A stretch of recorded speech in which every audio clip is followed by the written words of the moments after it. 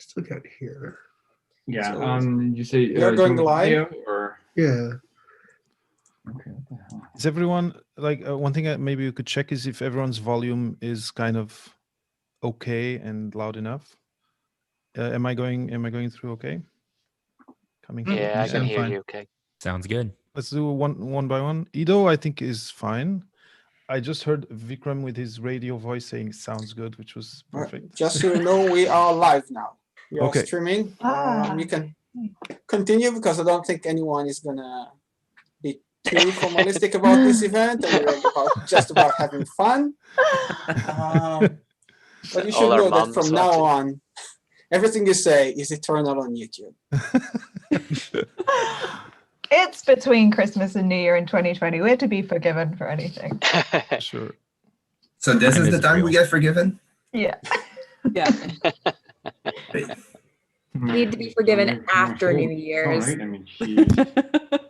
Oh, yeah, it looks like it's working. Maybe. Yeah. Okay. Crap. So I think we're good to start. Do you want any us last to just request? turn it over a bit? Yeah, let me do that. Okay. Yeah, we'll just tilt it. Okay, perfect. Sophia and Gabriel, while you change your name, can you also include the your podcast name within the name? Oh, yes, like we're everyone working else has that. done? Yeah, Greggy Math. No, just include it in the name. Oh, very good. How do we do that? Sorry. Oh, I changed the rename and I see now. Okay. Rename Breaking Math. Podcast. Cool. Okay, so let's do it properly. Hi everybody, welcome to our special event for the end of 2020. We've gathered here with great podcasting crew, 12 podcasting and even more podcasters than podcasting for podcasts, and we're here to celebrate the end of 2020 from academia, from science, and from podcasting point of view. Our goal here is to have fun. Our purpose is to talk about podcasting, to talk about academic podcasting, and to talk about a little bit about science, a little about academia, and basically just have fun because, well, this is what we do on Twitter a lot. And it's about time that the outside world will see what these semi-sane podcasters are doing almost on a daily basis when they are talking among themselves about podcasting and about academia and about how to do everything we can to promote an interesting content for you guys.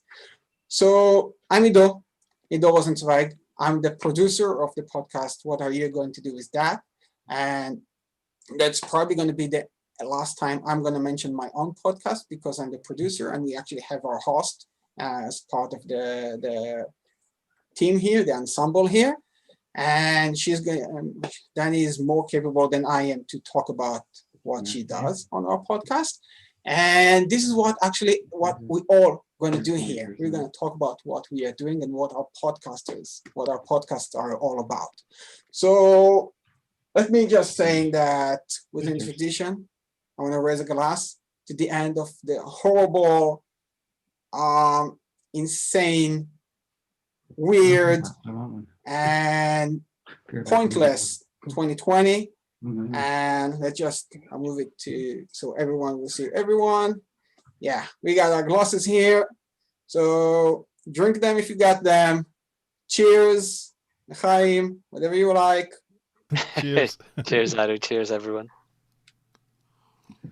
I had to make myself a last minute Irish coffee when you mentioned having drinks because that's all I have is coffee. Breaking Math Well, is you can doing always say it's a Irish. dissected. So here's how it's going to go. Obviously, most of you don't know who we are. We have here a nice audience, and we need to introduce ourselves to you guys. So we're going to start introducing one by one. And let's start with Anne from Words of Science podcast. Thank you very much. Hi, everyone. My name is Anne, or otherwise known Anne with an E, or full name Anne Chisa. I am from Malawi, but I'm currently based in South Africa, where I am doing my PhD in crop science, particularly looking at developing local circular economies to use human excreta to develop waste-based fertilizers to grow trees. Apart from that, I am a sci-commer, as most of us here. I actually started last year, 2019, around this time. I had no idea what science communication was, but then I got into the world with the help of academic Twitter, and I haven't looked back. I started my podcast in March 2020 during the lockdown. The main reason was that I had a dream of being a radio DJ, like once upon a time. I wanted to be a radio DJ. That didn't work because I got into science, but then somehow the podcasting thing, I found out about it. It's not so big here in South Africa yet, but it's growing. And this is how I'm living my dream, talking to Africans in STEM, across the world, having really nice chats about what they do, and also just getting to know the human element of it. And it's literally one of the best things that has happened to me this year. And I'm so excited to be part of this community and to just get to know the faces behind all of these amazing podcasts, the people who inspire me. So yeah, that's it about me. Thank you. Perfect. Now let's continue with Laura from Earth Ideas. Hi, I'm Laura from Earth Ideas. I think possibly a bit unique in this group in that I'm not actually a scientist. I am a documentary filmmaker, and I worked in environmental research and environmental films mostly, but a product of lockdown for me was also just being like so frustrated not being able to film anything. So yeah, I decided that I would just, the people that I would usually interview and get to talk to, I just film conversations with them and put them out anyway from my bedroom. So that's how that started. And yeah, equally same as Anne, like probably one of the best things that came out of this year. Like, you know, when a door closes, a window opens and all that kind of stuff. Like, yeah, I'm loving doing this. I'm loving how much there is to learn, how much there is going on in academia, how much is being found out, and excited to sort of talk about it and share it with people in a whole new way, in a way that's completely new to me. So and getting to meet this group is possibly one of the best things about it as well, because everyone's just so into it and excited and knowledgeable. So yeah, excited to be part of this. Meredith. Hey everyone, how you going? I'm Meredith. I'm actually one of 10 women that run this podcast called That's What I Call Science. So it's we're based in Tasmania, Australia. And yeah, we are all working, researching and studying, I guess, for a lot of us in any of the STEM fields. So we wanted to make a podcast that captured all of the arms of STEM, all of the branches of STEM. So we've got a collective of our own, I guess. And this is sort of it's a great group to be part of, the international type of collective of podcasters. But I cover mostly the technology and space science arms of STEM. And we interview any expert guests that come along in terms of our own areas of expertise. So we are a women in STEM. We do push the women in STEM type of, we're trying to push the agenda as much as possible without actually being too exclusive as well. That's important to us as well. We didn't actually start this year. We've been going for over a year now, and we actually have a radio show. We're a weekly podcast and radio show together. And so we just went national as of April this year, and that's how I sort of found everyone here, which is really good. So yeah, that's us. Perfect. Before we continue with David, I want all of you to say a big hi to Professor Ona. Hi, Anne. Hey, Professor Renee, how you doing? Hey. And we continue with David. Hi, everyone. So my name is David Mendes. I am the producer and host of the PLanthropology Podcast, where I try to not solve a question, but kind of bring light on a question that was difficult for me when I finished my PhD. I have a PhD in cell biology. I studied regeneration of olfactory neurons. And after that, I did different things. And finding what to do was kind of not very straightforward, let's say. I did some distance tutoring. I'm in Montreal. I did some distance tutoring. Then I found a job as a medical writer, which I did for 5 years. And then, because I've always loved languages, an opportunity arose to do translation, and I've been doing translation in the biomedical domain now for a while, and less of medical writing, but taking part in career panels now and then here at McGill University. I saw that the questions and the doubts and the difficulties I had were still there. The students who are now going through PhDs are still hitting this wall of, there's only a fifth of us or even less that they're going to be, tenured professors.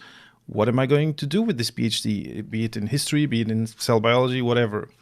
And so I looked at my network and I saw that I had a lot of people with PhDs who had really cool and different careers, and that's how the idea for Papa PhD appeared, and that's the podcast, is interviewing either people who have these journeys and sharing them to inspire either young researchers or people still in their PhDs, and also specialists who are going to talk about different things, be it mindfulness, be it interviewing, job interview technique, etc., etc. So this is the mission. This is why I started Papa PhD, and it's been a great ride. And having this group of podcasters that you see here today as a group of like pod friends has been really, really cool.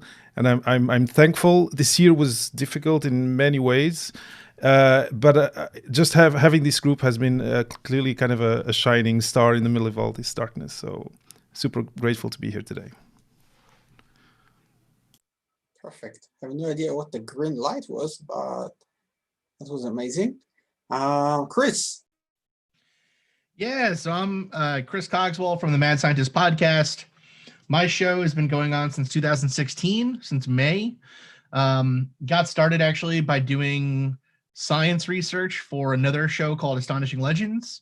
I was kind of their science guy for a little bit, and then decided to do my own show and was able to start it with their help and the help of a lot of other great podcasters. So I really like now as a podcaster to try to help other people get their show started and support where I can. Our show deals with the history and philosophy of science and pseudoscience. So my professional background is in chemical engineering and actually now in engineering consulting. But before this, when I was an undergraduate, I did a dual degree in chemical engineering and philosophy.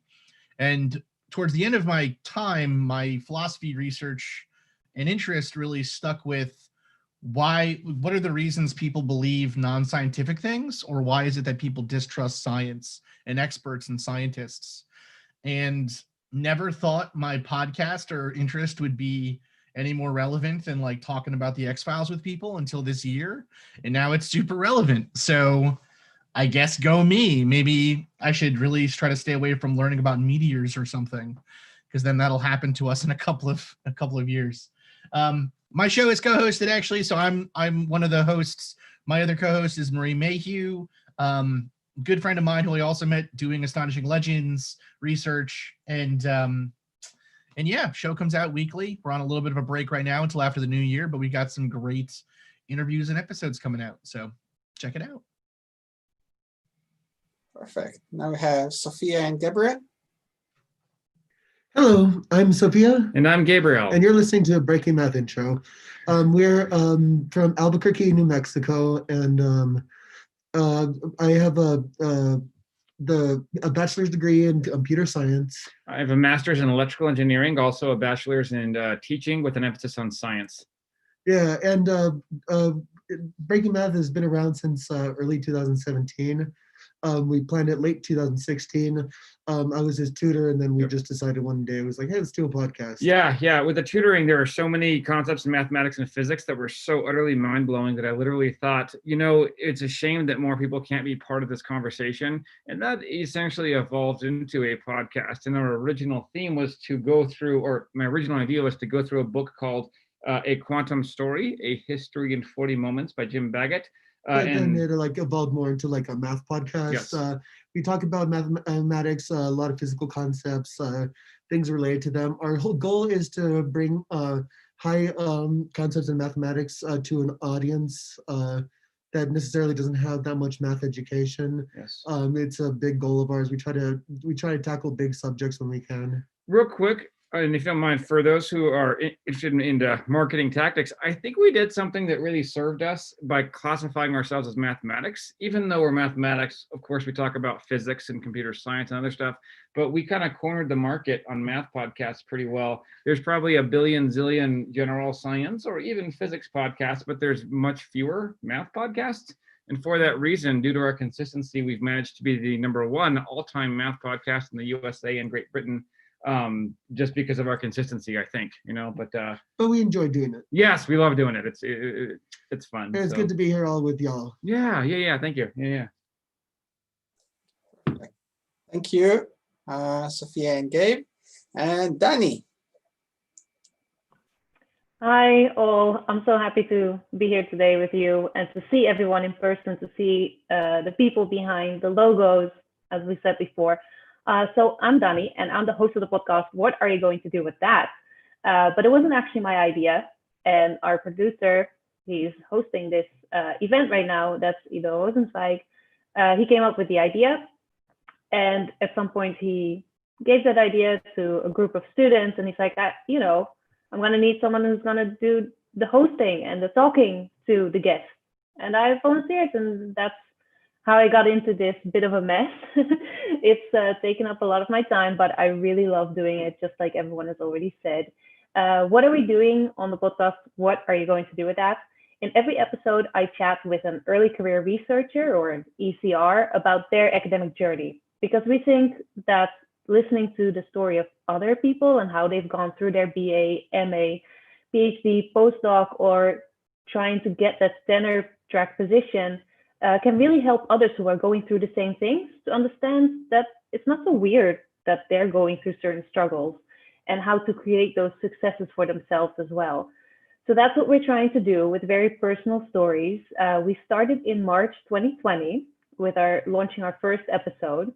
And the first 3 were done from the studio, for which we had really nice microphones and a really good, cool system to do all of these recordings.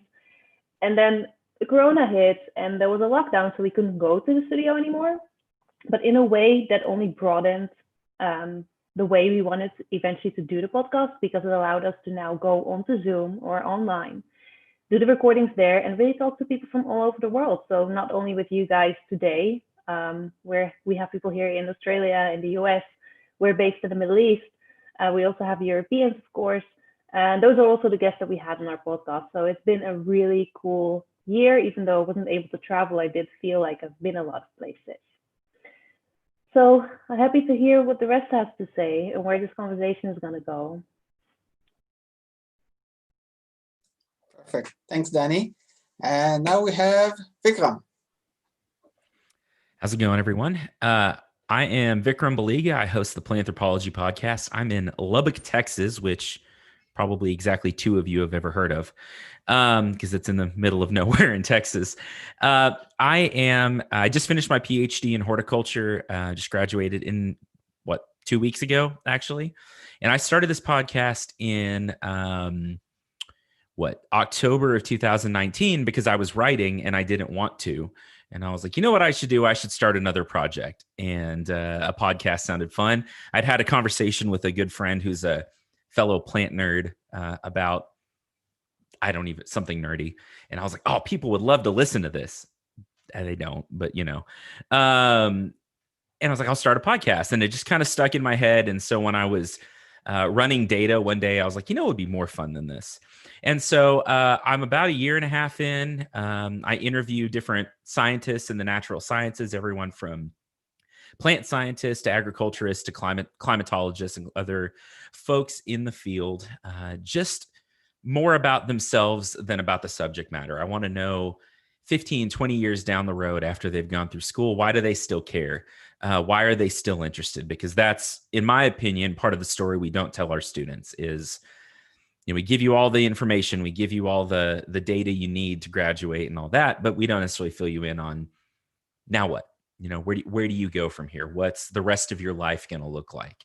And I know for me, getting out of school, that was a very challenging time in my life, trying to figure out what to do with my degree. So talk about plants. I tell dad jokes. It's fun. It's laid back. And yeah, that's about it.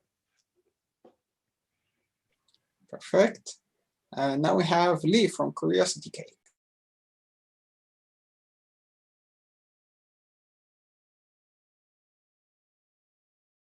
Do we have Lee from Curiosity Cake? Yes, but Lee is on mute. Yes, sorry, I was muted. Sorry.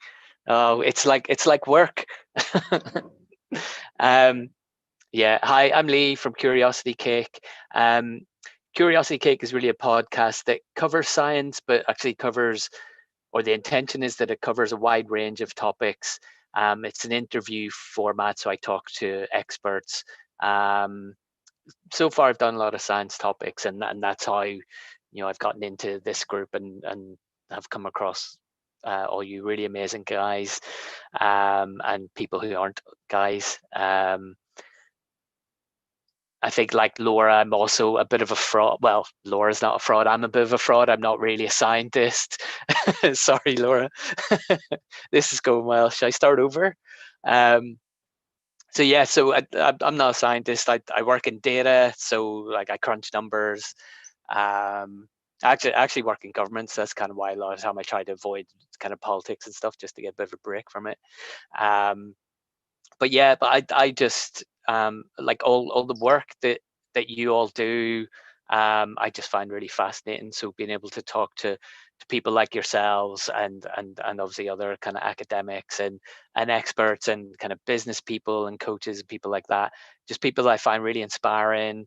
Like some of you have all said, it just kind of, it's just such an exciting thing, and it's a bit of an alternative universe. I maybe am a scientist somewhere, so I guess I'm living vicariously through the work that you all do, and just getting to talk to you and hopefully bringing it to a wider audience of people.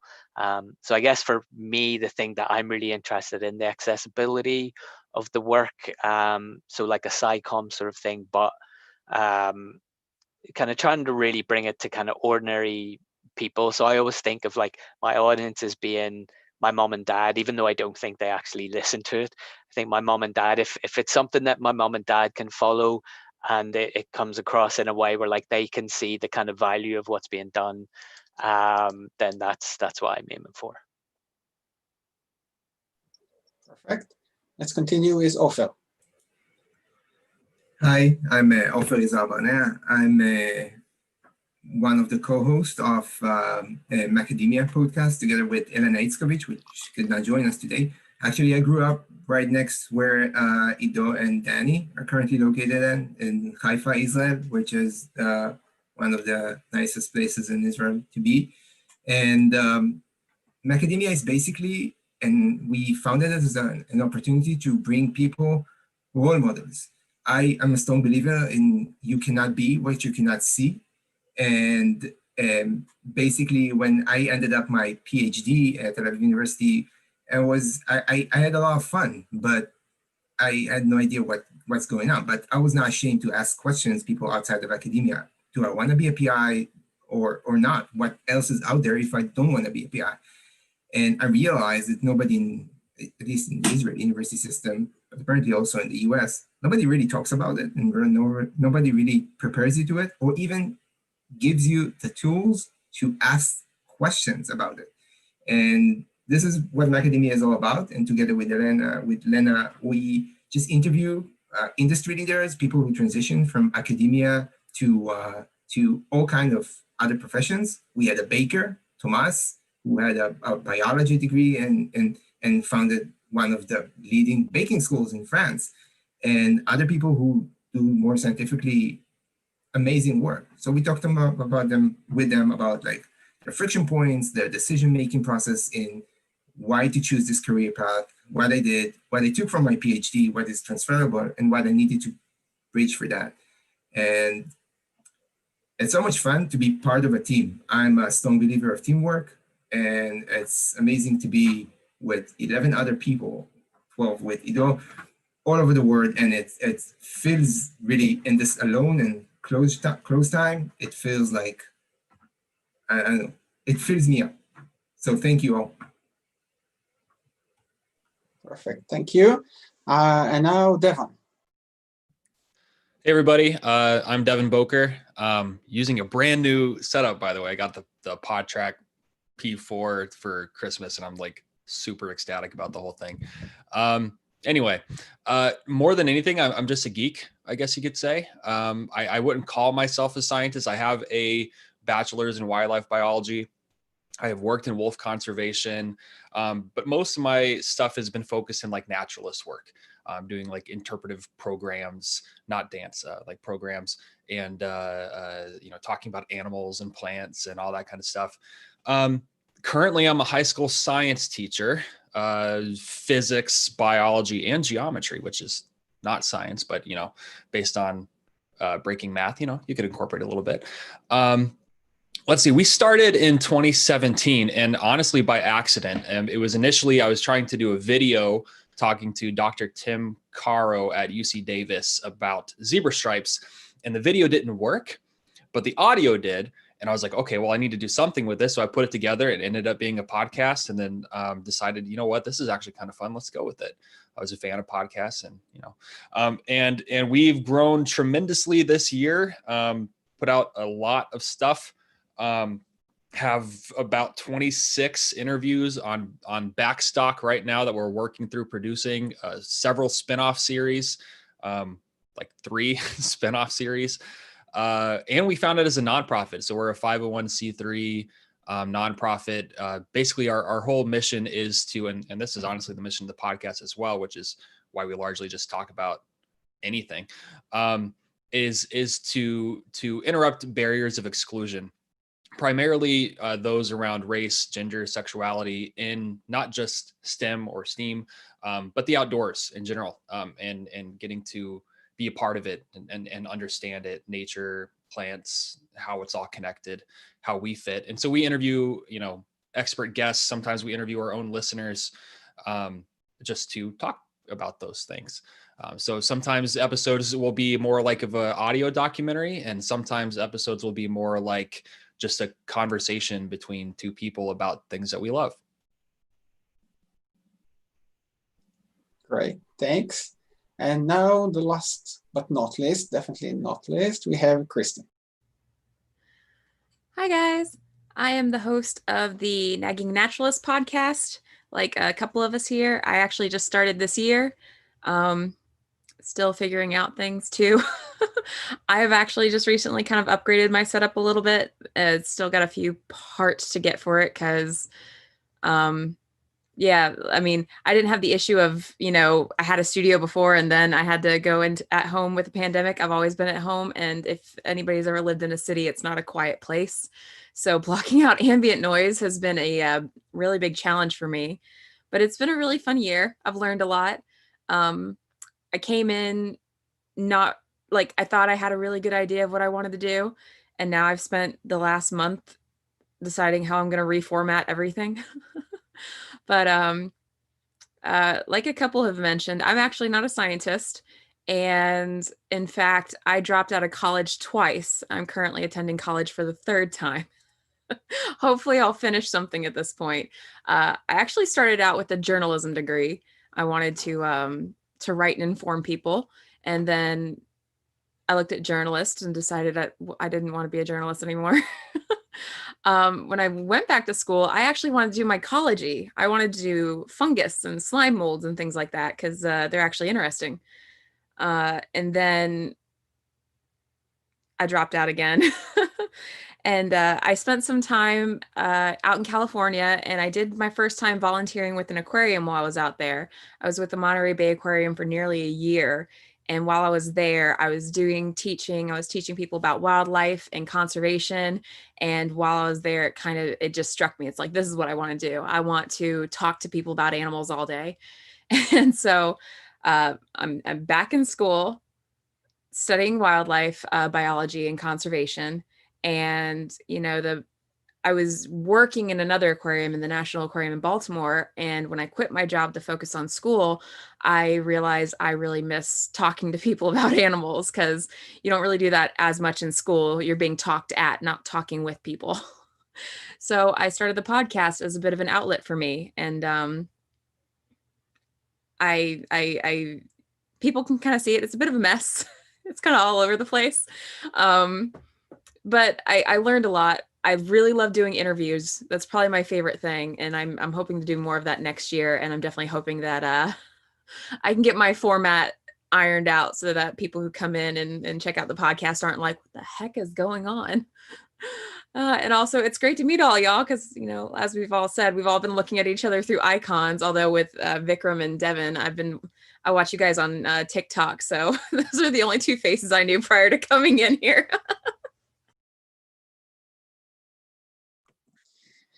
All right, I think that's a good way to start. So now that we know each other and you all know who is behind which logo, if you follow us either on Twitter or other places on social media, let's do some digging. Let's do some digging and talk about podcasting. And I think an interesting place to start would be that special year that we've been having, because a lot of us have started the podcasting last year, but not all of us. And I want to start with one of the, let's call him senior ones of podcasting. And I think, Chris, you're the senior one here.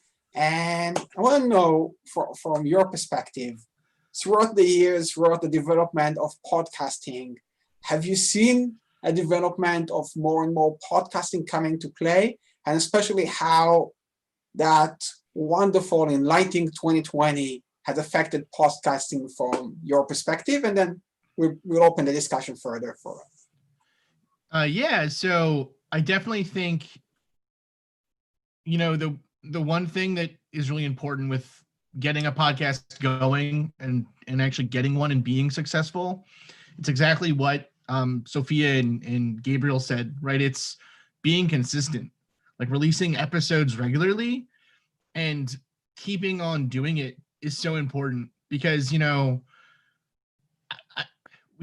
I at least have probably met hundreds of different science podcasts over the years that start and then last for like 2 months, 3 months, and then they stop and they never continue. And it's sort of an interesting thing that during COVID, especially with this year, a lot of people I know have suddenly gotten interested in starting a podcast, which I think is great. And it's a lot of fun, and it's a great hobby to do. But what's been interesting, I think, is if you're in like the major podcasting Facebook groups, like how to start a podcast or whatever, those sorts of things, or even just getting questions from listeners, the first kind of two questions I guess people ask is, well, how much money do you make? Which the answer to that is $0. And then the other question, or it's like minimal amount of money considering all the time and energy you spend, right? I mean, and then the next question is really, well, how do you get listeners? And kind of the answer to that second one is just you keep doing it, and eventually through force of will, the universe will start listening. Like you just keep shouting, and then eventually, I don't know, the world is like, okay, fine. I guess this show's been around for 10 years. Like, it's really kind of fake until you make it in some way, which is really funny. And yeah, so I mean, I guess from my perspective, the big thing is if you're watching this and wanting to start a podcast, be interested enough in the subject that you will keep doing it, but also be flexible enough that you're not just doing something super specific. You know, you might really love Moby Dick, but probably doing a Moby Dick podcast is a bad idea. Yeah. And I didn't like Moby Dick. I have to say I haven't read Moby Dick yet. Actually, I have it on my desk here. It's like, okay, so actually, let me rephrase. The parts of Moby Dick where he's not just writing a textbook about whales is good. But then suddenly it's like, hey, you ever wondered about crustaceans? Me too. Let's talk about crustaceans for 7 chapters. And it's like, what? Like, Ahab's leg got, like, what's happening? What is happening in this book? Confusing. Okay. I want to hear, on the other hand, from some of the more recent, fresh podcasters. Sophia and Gabe are raising their hands. Yes. So let's hear from you guys. We just wanted to also make the point that this year, 2020, has for us been an extremely challenging experience because the virus. I was living in a really terrible apartment and all this stuff.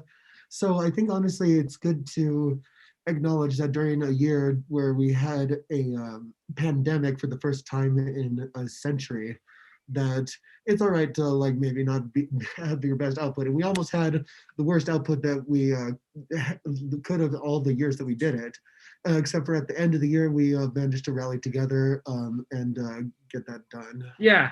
So to, in short, to reiterate, we kind of threw everything out the window. I'd say, would you say from March until probably September, we put out like 3 episodes or something like that? Yeah, maybe 3 episodes. And that's okay, guys. Sometimes failures happen, but guess what? We're back. And in December, we put out 3 episodes in December by itself. So just want to say failure is part of it. And, like not being consistent, that's part of it as well. But we're back and we still passed 1 million listens this year. So, it's a real part of the journey, is failure and seasons where you're not productive. But we're back and we're still at it and we're very happy. But yeah, like Chris Cogswell said, it is important, obviously, we have seen the most growth in our podcast when we do consistency. And I've noticed that after like a couple of months of doing consistent podcasts is when we really start seeing numbers go up. Correct. Yep. Yeah, but burnout is the difficulties there. Burnout is so inevitable, though. The first 2 seasons of our show, we did it. Well, the first season of my show, I was a single host, and that was rough.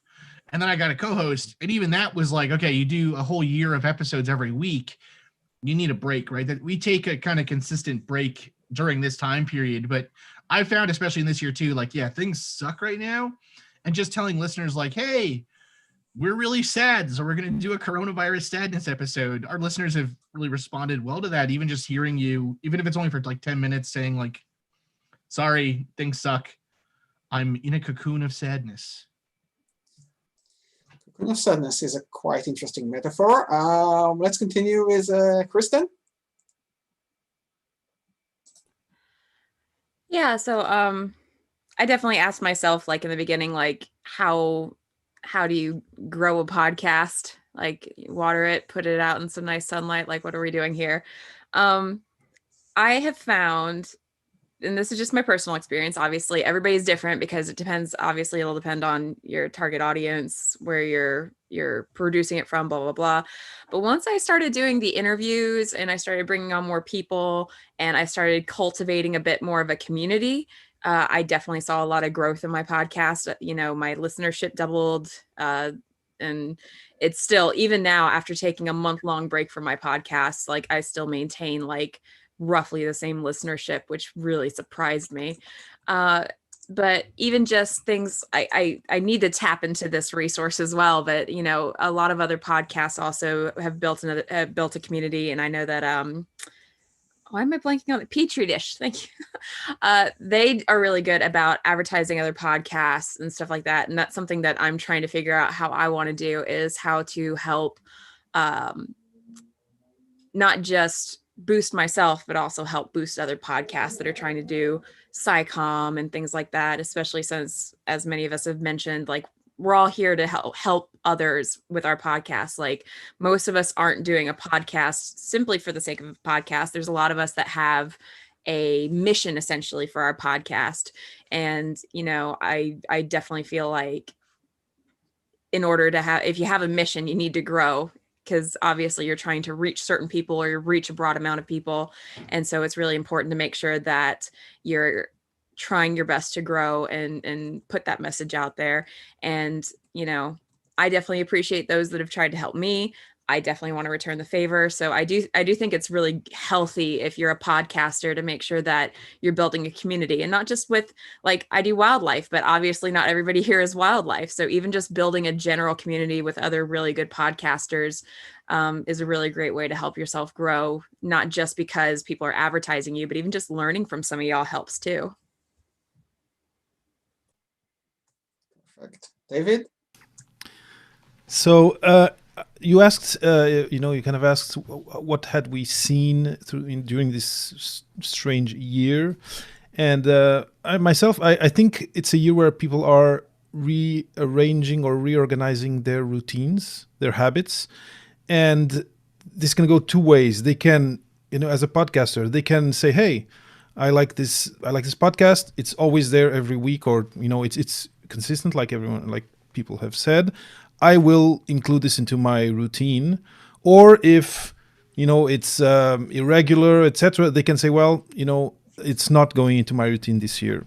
And I felt that at the beginning, when the pandemic hit and there were the first lockdowns, I felt a slump in the numbers, and then a slow rise, and I had really good numbers by the end of the summer. But then on my side, I have two boys, 6 and 10, and I had to step up my game in taking care of them because my partner needed more time to work. And then I took, at the end of the summer, a month and a half, 2 months where I didn't publish episodes. There was actually a special with Danny that was in the middle there. But I did see that the numbers didn't fall in the first month, and then eventually they did.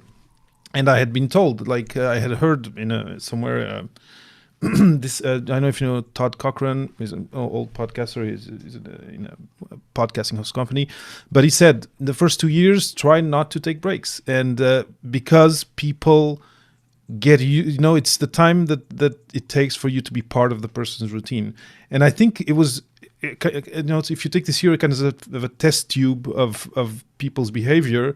I really felt it. This kind of roller coaster of, okay, there's a shock in society, and then people stopped listening for a while or listened a little bit less. Then the new normal got installed, and then people started picking up their habits again. And then when I changed, I again saw the difference in the numbers of downloads. So as a new podcaster, I think it has been said already here that consistency is really important, even if it's to talk about your cocoon of sadness, which I loved. I think it's something that if you can, keep that contact with the person who's been listening, and kind of as showing some gratitude for their faithfulness to your show, to put that effort to still at least do something, say hi. Give an update on how you're doing. I think it's a great piece of advice. But yeah, so now I think I've in season 2, I've changed things, and actually Kristen was talking about changing things. Changing things is fine as long as it's not every week. But every season, every 6 months, even changing logos, it could be a good thing. So yeah. I think we need to be conscious of this thing of community, yes, but also thinking of the individual listener, and that they're integrating you or your podcast into their day-to-day, and it takes you need to be. It's kind of comforting to someone to have something that they can depend on, and that's where consistency comes in, I think. You are muted, Ido. So it's my turn to hit that bingo part. So I think the cocoon of sadness is going to stay with us for quite a long time, Chris. Thank you for that. Danny. Yes, thanks. As one of the newer podcasts, having started only in this year, 2020, I think it's going to be very hard for us to guess or to expect anything from the next year, right? It's like David said, he sees it going down and then back up due to this corona and people going into lockdown and having maybe more time or less time, depending on how they're going to put podcasts into their routine. And now, hopefully soon, when everyone is going to get the vaccines and things are opening up again, people are gonna turn back to their normal lives, but maybe not to their former routines. So we're gonna have to try and think a little bit about how we wanna hold on to that audience that we had in lockdown and go with them, maybe on their commute to work and to the office again. Talking about consistency and this burnout that Chris already talked about, I just wanted to mention, because I'm not sure about all of you podcasts, how you do it exactly, but in our first season, we had an episode every week coming out, and that was a lot to handle. So then we decided after a short break, going into the second season, to do bi-weekly episodes, right? So every 2 weeks. And that went pretty well, and it was still a lot of fun. And I'm not sure about the numbers. Ido, like I said, he's the producer. He knows about the numbers and these things. But we also started doing a YouTube channel in addition to the podcast. So there we also posted videos that related to topics we had talked about with our guests on the podcast. And that has taken more time because shooting videos for me is more work than doing the podcast and only the audio recording. But it's also been a lot of fun because then I actually get to do something with what I did in those podcast episodes, and maybe in another way reach people who are more interested also in the visual part and not only in listening and the podcast. I believe now we have Devon. Yeah. So 2020, I think, no one even needs to even hear anything. 2020 has just been crazy and weird. And I'll be honest, in terms of podcasting, I'm taking the entire year with a grain of salt and just considering it a blip of parallel universe type action that might not play into 2021 or 2022 or any farther than that, because people's routines and things have changed so much this year with listening and what they're doing with their free time and commutes and being around the house. All that stuff is different this year compared to any other year. So we've seen a lot of growth and things like that this year, but I'm kind of like looking at it as that's 2020 and that doesn't count. Just cause I guess it helps with my expectations. But I'd say big thing that we learned this year, more than anything, and this sounds really contra to what a lot of people say about podcasting. Of course, consistency and things like that is really important. We are not the most, and I say we because my brother co-hosts a show with me, we are probably not the most consistent show. Sometimes we have hour-long episodes weekly, and then we have like 5-minute episodes, and then 20-minute episodes, and then a 2-hour episode, and then a 4-parter out of nowhere, and then we take a break for a month. More than anything, what I've learned in terms of our growth and our listenership and the building of our community is when we stopped thinking about those things in terms of wanting more and wanting to get more listeners or more followers or any of that stuff. Stopped thinking about meeting deadlines, all those pieces that can be really stressful. They're just additional things to worry about, and focused on why we were doing it in the first place. Of course, there's a mission, but it's also because we just genuinely love it.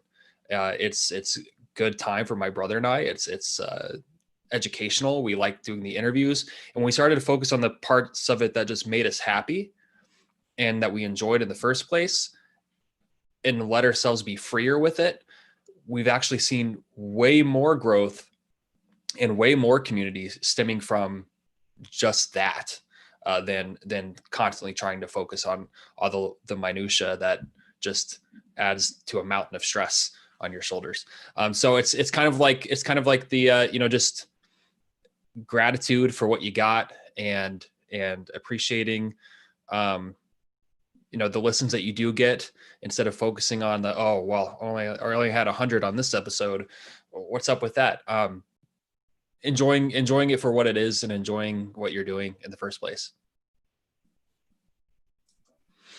Great. That's a good spirit to have during these weird times. How about Anne with an E? Yeah, thank you. So I also just wanted to talk about podcasting this year, but also on a little bit of a different spin because I think I'm the only African here. So just to give some context, podcasting I think only became big-ish this year in South Africa, so in South Africa. Most people were really hyping about YouTube and making YouTube channels. So when I first started this, everybody was like, "What the heck is a podcast? You know, like how do we list it and whatnot?" And then I also had some challenges that when I was trying to get into these groups and figuring out how I'm going to do this, again, I didn't know how to. I kind of just dove right in with no expectations, which was really great. But then I found out that some of the platforms that most people use to listen, so such as your Spotify, for example, where people get to listen, I found out that in some of the African countries, people are unable to have access to Spotify. So that was like a little bit of a challenge on my part. So then initially I was putting out my Spotify or my Apple Podcast, and not a lot of people have Apple phones as well. So that's also another challenge. So thankfully, because of the host that I use, I just realized I need to be putting out the generic podcasting link, and then people can choose how to go from there. So I've learned that, my market, I try, because the whole aim of my podcast is to reach Africans the same, because I want to create visible role models. I think that it's very hard for you to see something that to want something that you do not see. So that's also another element of mine.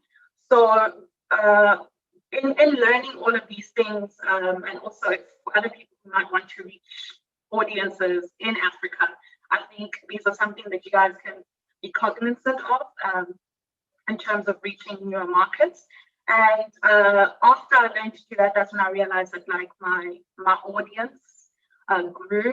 And I have to be really appreciative with the fact that I have some really great audiences in the US and in Europe, which is really, really humbling, because I'm like, how the hell is that possible? I'm in South Africa. What?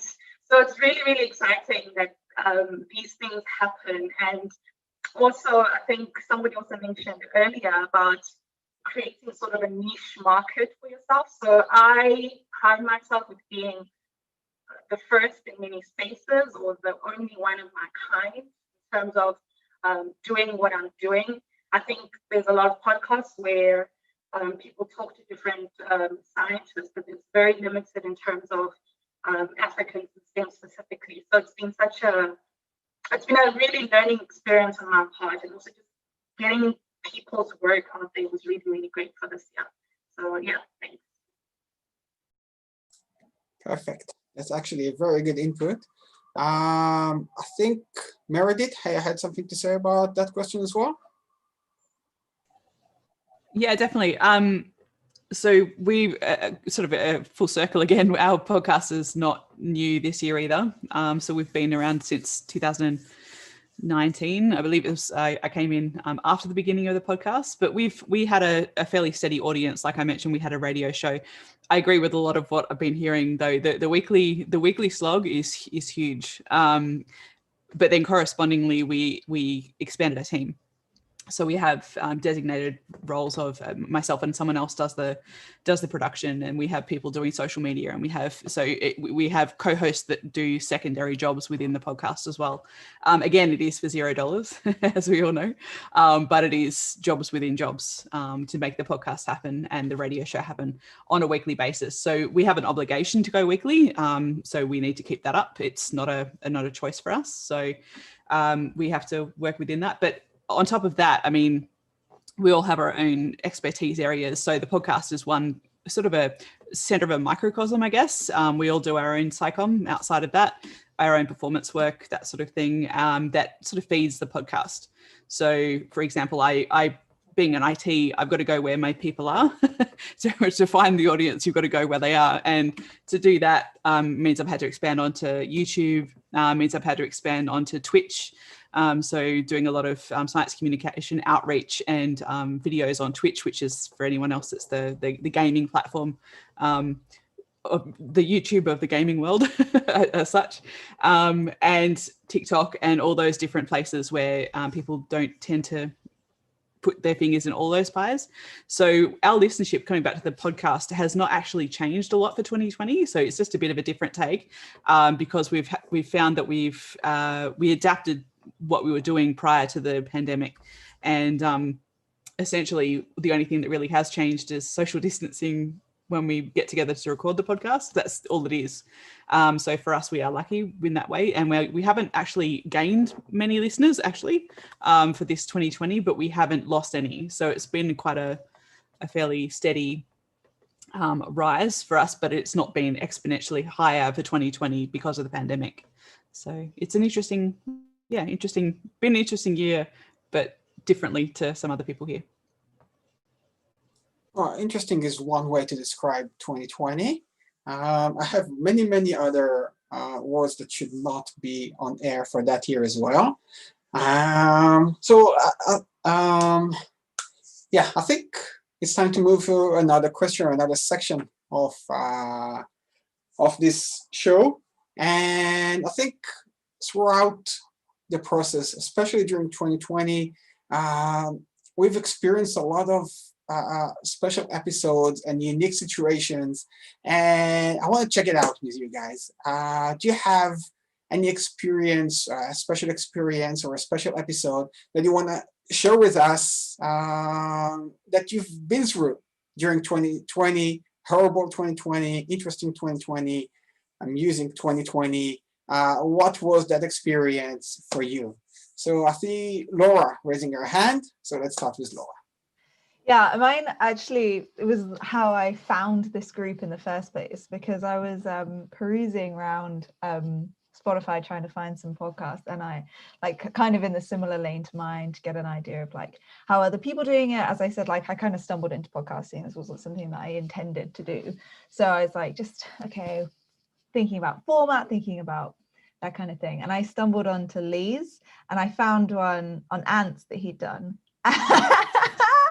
And I was like, obviously I'll listen to this, because a couple of weeks before I'd put out my own about ants, and I'd spoken with this amazing professor at Stanford who'd done 2 TED Talks with over 2 million views each on ants. And I'd got to speak to her about colonies and how they function and what the environmental risks to them at the moment are for, a couple of hours. And then I listened to Lee's, and he had a whole other one that was another hour and a half, 2 hours with what was his name? Balint something? What was the guy you spoke to? Balint Cacho.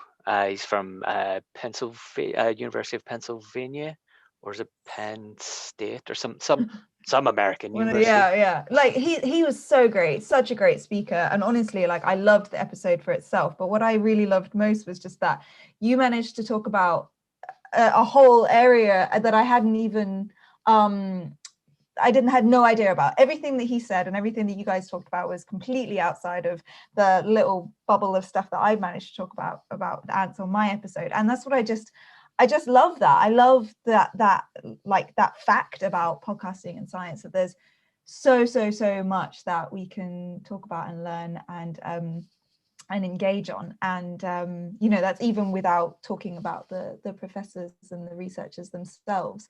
So I reached out to Lee, and then that's how I kind of got into this gang. And so that was a really nice experience for me. It definitely gave me a little boost to think there's just so much, and I think that's what excites me a lot about science podcasting. So it's all about the ants. Yeah. Perfect. Key takeaway: I love ants. You love ants, yeah. Often. So I love all episodes. Okay, but if in the production process, the thing I love most is you can call it the hunt or approaching people. because actually having this podcast as an excuse to approach people and say, hey, listen, I'm doing this, you can listen, and we're looking for fresh point of views and stuff like that. And I get to know so many people that don't want to go on an interview. And that was like my amazing experience on that, or taking this podcast. But favorite episode, we got to interview an amazing woman, amazing scientist, Natalie Evgeohana. And it's amazing because she tells a story so passionately. And I've heard her over a conference dinner table, and like 2 years ago, and I said to Lena when we started, never mind where we're going with this, who are we gonna interview at some point, we need to get her story done. So we keep our episodes around 45 to 55 minute long. We couldn't stop 2 hours and 30 minutes in to the interview with her. We couldn't stop. We worked so much on that because we wanted it to be perfect. Her story is freaking amazing.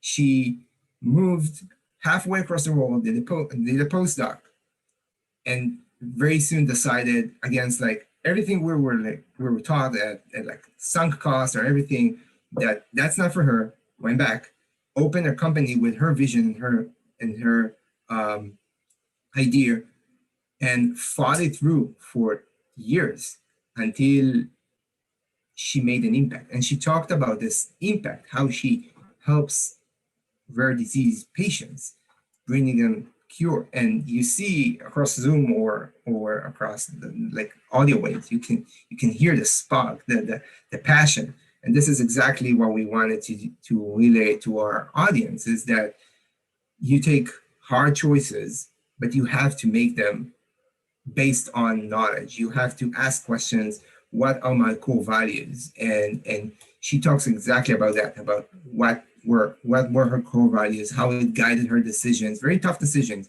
Move halfway across the world with a family, move back, open up, fight against VCs, against no funding, be alone in the company and raise up from the ashes. And she's amazing. And we knew that because me and Lena, we talked about this episode for a month between ourselves every day. And we just waited for the airing, like when it was airing. Yeah. So this is our favorite episode. Sounds interesting experience and a very interesting guest with a lot of moves. Let's move to Vikram. Yeah, so I've gotten to have it's hard to pick one, right? So as y'all have been talking, I've been looking through my list of episodes, like, oh, that's a good one, and then there's a couple that I'm like, oh, that one wasn't very good, but that's okay. I've gotten to do some cool things. Like before we all got locked down, I got to do a live show at a comic book convention, because obviously I talk about plants, so that makes like lots of sense. But I talked about plants and sci-fi and fantasy and world building and all that kind of stuff. And I nerd out about Ents because, I'm that guy, whatever. So that was fun. My granddad actually passed away over the summer, and he was the one that got me into plants. And I grew up gardening with him. And my mom and I lived with my grandparents when I was young. And so after he passed away at the end of July, which was actually the day before my PhD defense, I got to do sort of a tribute episode to him and talk about a lot of the things he taught me growing up. And that was really cool. But I think, so that was probably the most meaningful episode to me. And I agonized about doing it because I was like, oh, does it fit? Is it right? And I was like, what? It's my podcast. I can do whatever I want. And so I just went for it. But I think one of the coolest episodes I got to do was a two-parter where I interviewed a paleobotanist, an archaeobotanist from the University of Nevada, Las Vegas, Dr. Alan Farahani, and two of his undergraduate students who work in his lab. And so archaeobotany or paleoethnobotany really studies our long-term human connection to the environment and to plants, and that looks at different civilizations and societies and what they ate and what their agriculture and their diets and everything can tell us about who they were as a people and about their ways of life and the way that they managed land and all of that. And so that's kind of like, I made up the word planthropology, but that was sort of the whole like point of what I'm doing, is how do we connect back to the environment? And so getting to interview Dr. Farahani and again, two of his undergraduate students was really cool, just to hear the differences in perspective between him, who's been in the field for quite a while and has done, digs all over the world, and who teaches and who does research, and these 19, 20-year-old undergraduate trainees that he works with that are, have their whole careers out ahead of them. And it was cool to hear about the experiences they've all gotten to have in the field, but also, where that field is going and what current and future researchers or research programs and technologies and stuff can tell us about our past as a species and as societies. That, I think that was probably one of the cooler experiences I've gotten to have doing this show this year. Amazing.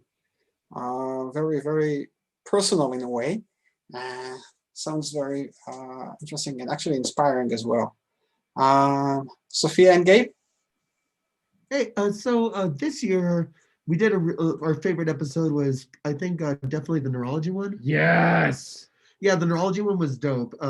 We had on Peter Zeidman from the UCL Institute of Neurology in London, and he talked about how basically Bayesian networks are being used to interpret basically how the sensory data goes from a very high information content to low information content, which we covered a little bit on our TMI episode. On information theory. Let me put that into plain English real quick. These guys use mathematics and computer modeling to describe a variety of human consciousness experiences. Let's include a website before we go. Basically, they make mathematical models of how neurons talk to each other for anybody, including how you experience your senses like touch or sight or sound. And what's cool about that is that it turns out that when you go from simple information such as like just input that you get from into the retinas into more complex information like concepts like I hit a table with my hand or I picked up a glass, that the communication goes both ways. And you actually see this apparently in dissections of the brain. Yeah. The fibrils going both ways. And that was just a really rewarding episode because it brought together what we did on the consciousness episode, on the information theory episode. Yes. It combined like 10 of our other episodes. Oh, it was phenomenal. We will include a link to their website, and even taking 20 seconds to look at their website, you're like, holy shit, this is amazing cutting edge research into mathematical modeling of the human consciousness experience. Yeah, and I would say though that our favorite episode overall was an episode we did with Frank Salas, who is somebody from Albuquerque, New Mexico, who got his electrical engineering degree after being in prison for 10 years for crack. It's called Math and Prison Riots. A former drug dealer who was selling crack cocaine on the streets of Albuquerque turned his life around after 7 years in prison, and then now almost has his PhD in electrical engineering. Great friend of mine, good guy. But yeah, it's been a really interesting experience doing interviews on this. Yeah. Perfect. Let's continue, Wesley. Hey, thanks, Ido. I was going to feel a bit guilty given that Laura already mentioned one of my episodes, and I was going to mention another one, but I think the Breaking Math people have just said too, so I think it's okay. They've let me off the hook there. So I think apart from the ants one, which was just so much fun because Balint was just such a great guy, so enthusiastic about his subject.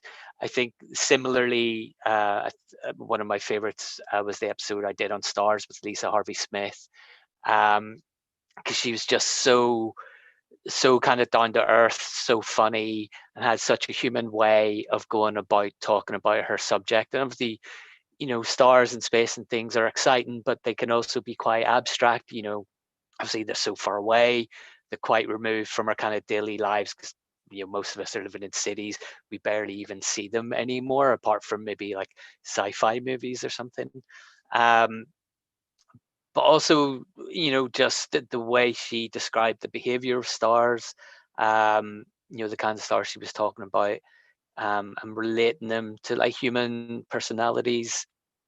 And just a really big bit from reading her book, The Secret of Stars, that really touched me was just her description of the way science can be written in a very kind of male voice. And that's what I tend to read, and that's the way I would tend to talk about things, because I'm a male. That's the way I'm going to do stuff. I can't really do anything other than that.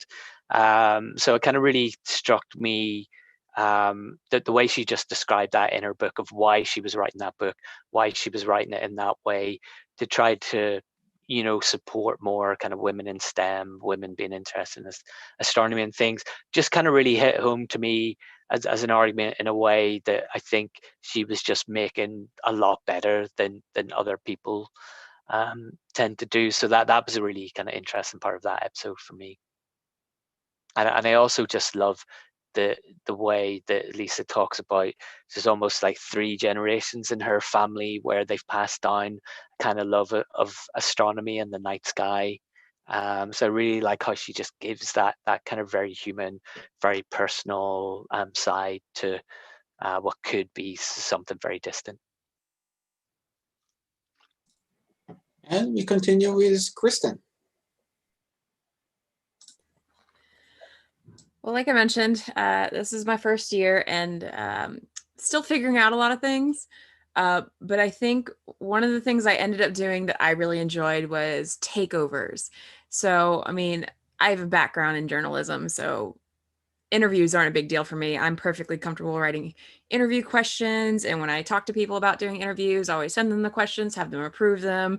But it's this whole, carefully constructed conversation.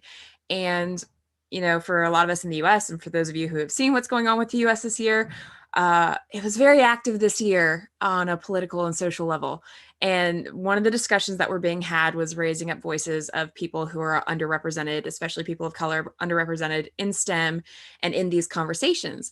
And so I very carefully chose a group of people that I had seen their SciComm. I knew that they were very interested in conservation, but when I had seen interviews and discussions with them, again, the interviews they can be very limiting, and it can be hard to know where to ask the right questions. So I approached them and I said, look, for this whole month, I'm just going to let you guys take over. You can discuss whatever you want. It doesn't have to be wildlife.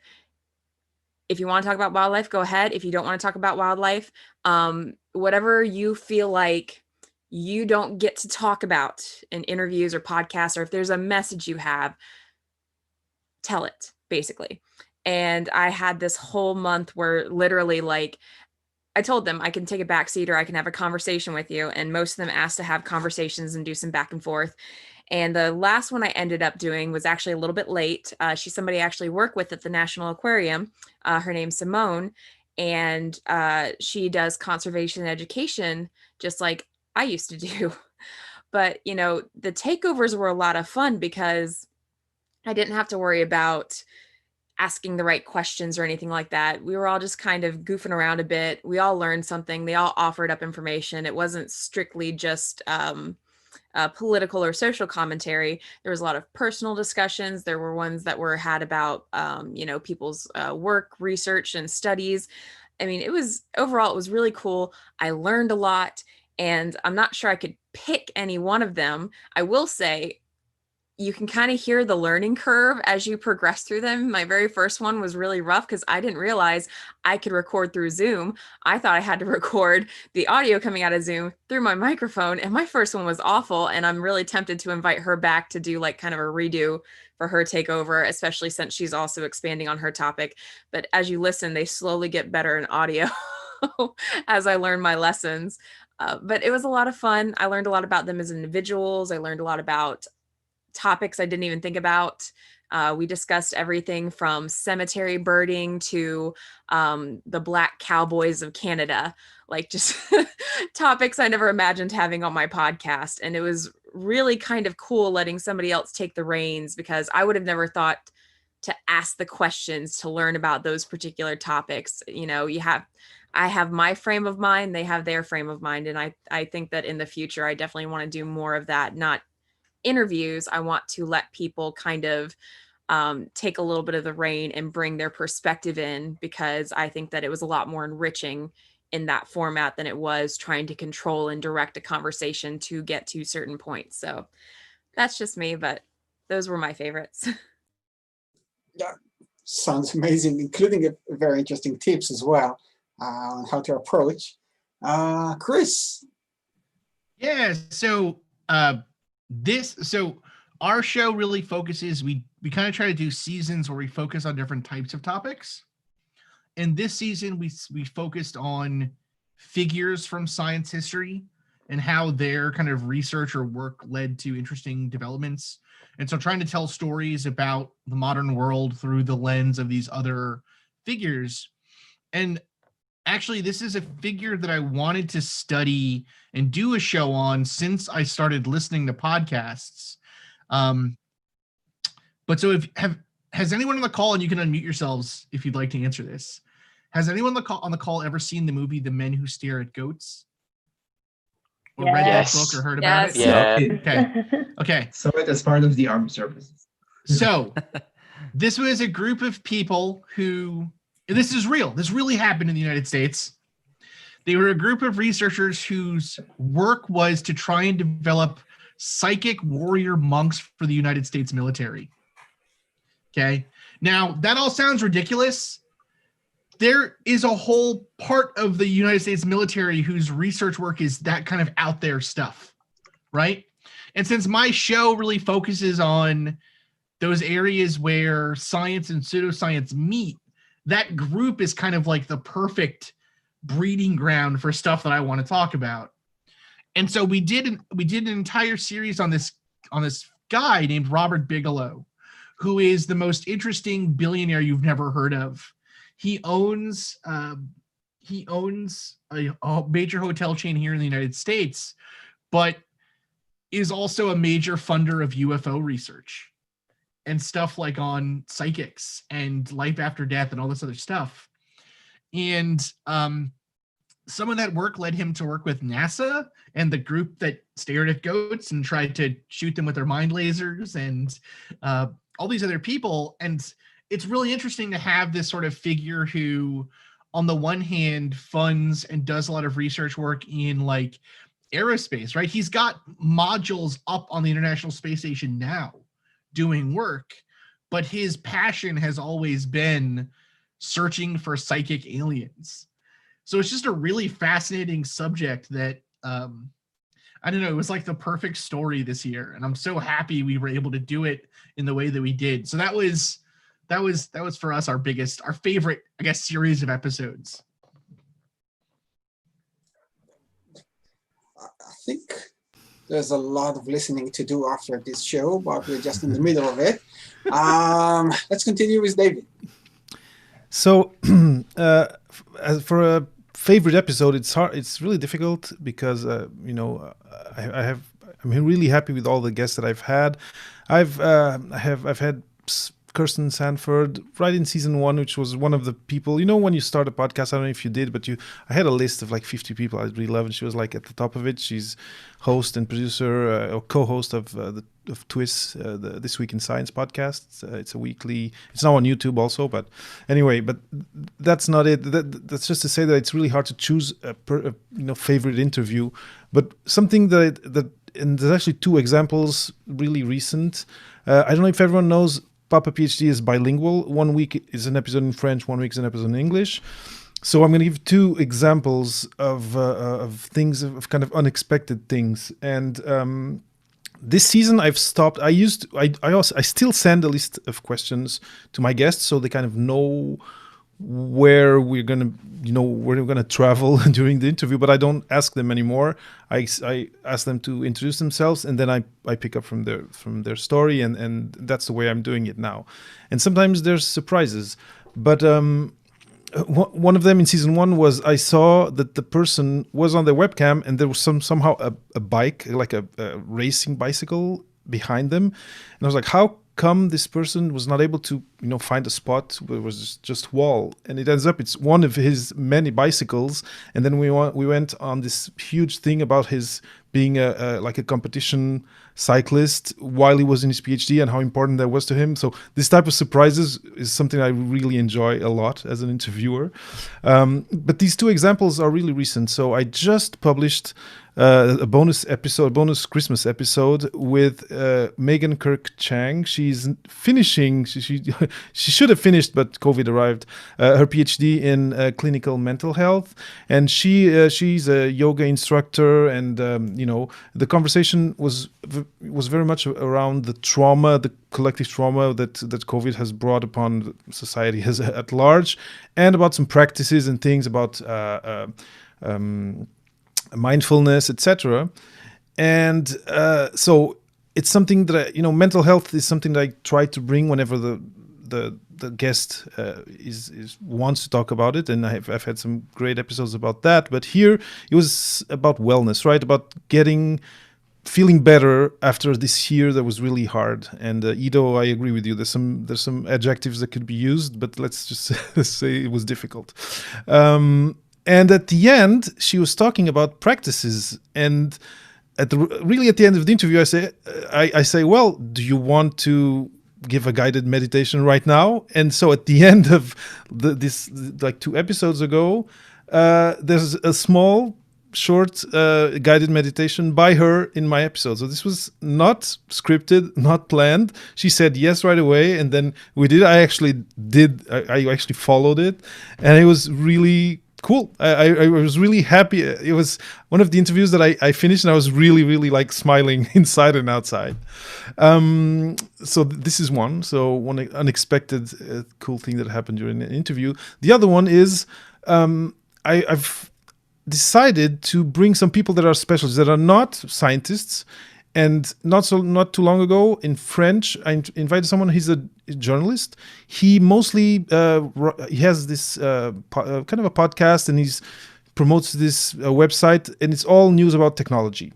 And he's been here in Montreal. He's really well known. He's been on the national radio, and he had columns in big newspapers.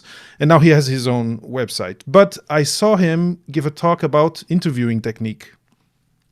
And as I listened to him and seeing his profile, he had been director of teams, etc. I said, one of the things that's difficult for us coming out of academia to, going into industry or whatever that is not academia is the interview process. At least the first few ones, it's like, it's hard. It's difficult to know, how to, behave, what to say, what not to say, how to prepare, how to dress.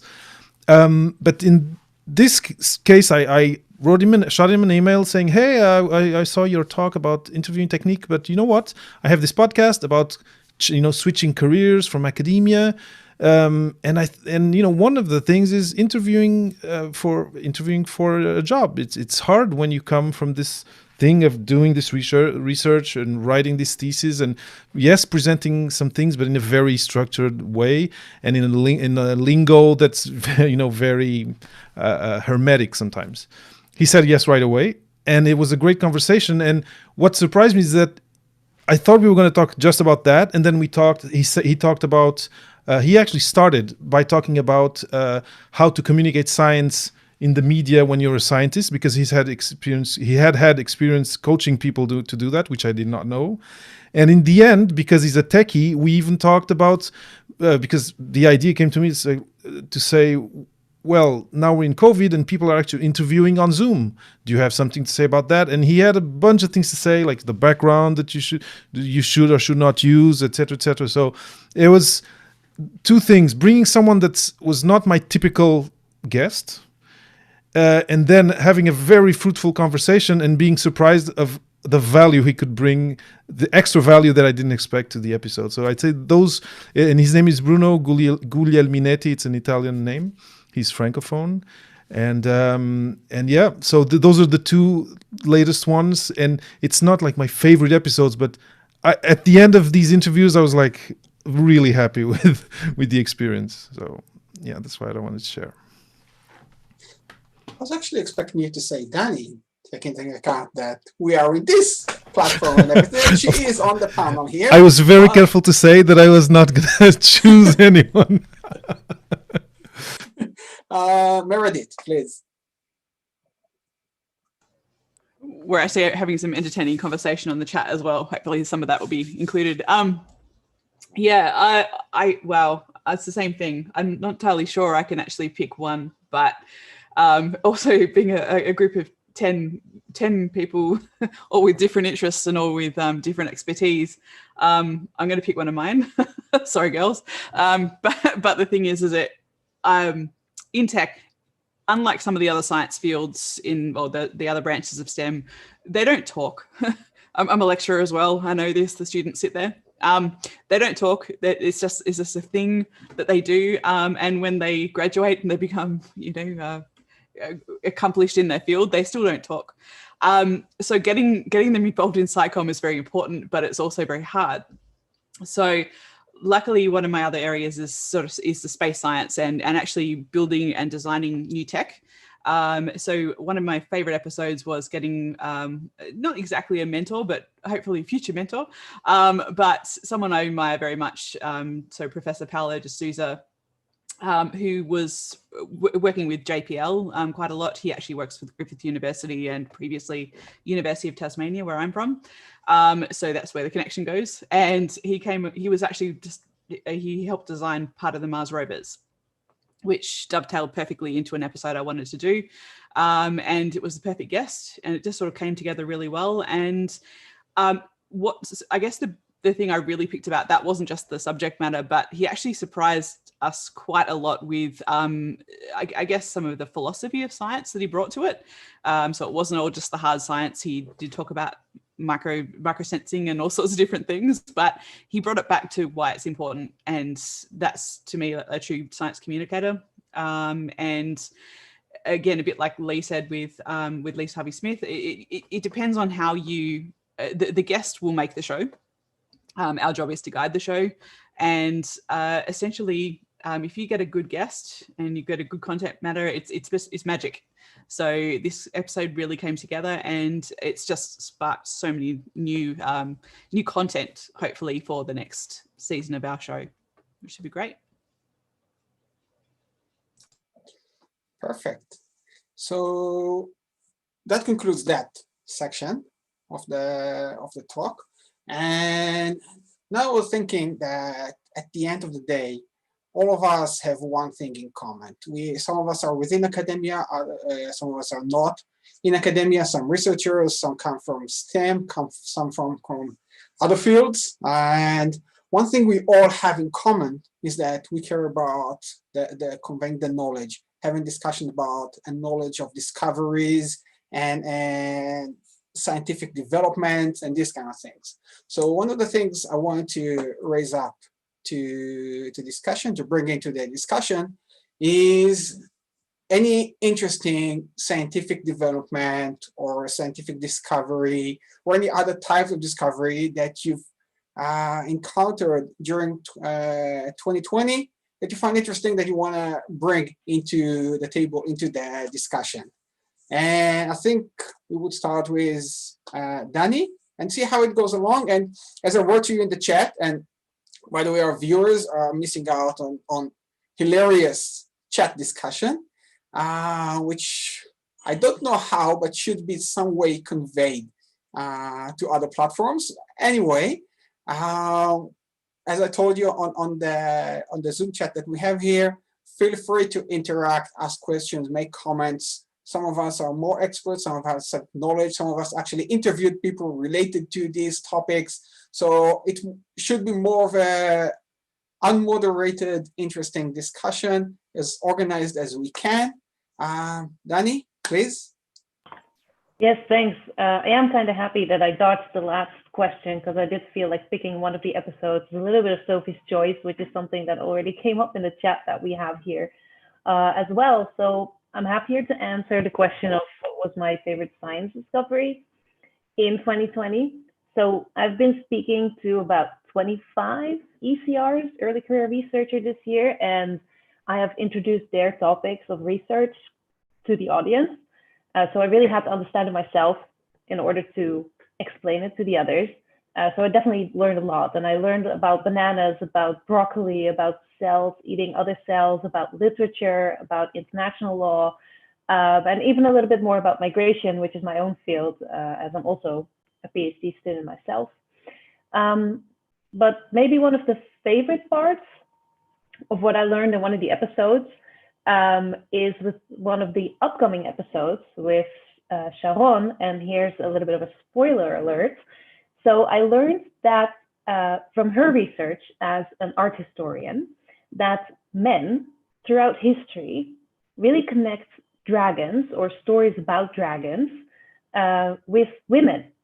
So that these women are very powerful creatures that need to be tamed, right? And there's these stories throughout history as well, where men always try to attempt to sever the woman from her dragon, to really domesticate her. And in ancient times, when there was a wedding or a marriage, they would cut off the hair of the woman, for example. And this also relates to the story of Medusa, who has these snakes in her hair. She is also referred to in Greek mythology as a dragon.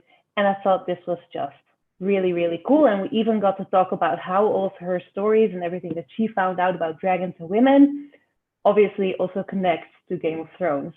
So I thought that that was some pretty cool science.